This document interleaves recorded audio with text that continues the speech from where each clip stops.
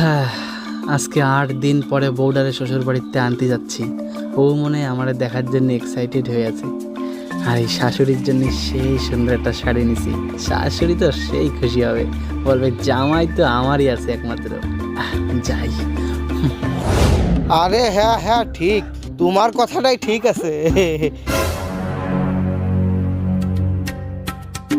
কি ব্যাপার শাশুড়ি মা, বাবা, আপনারা অবাক হয়ে তাহাই রয়েছেন যে?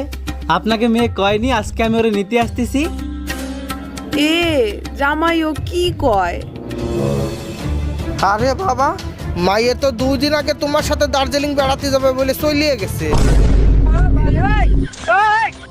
ওরে, এই জন্য আমার 2 দিন আগে মনটা কেন ফুরত ফুরত করতেছিল রে। দুদিন ঘুরে আসে না।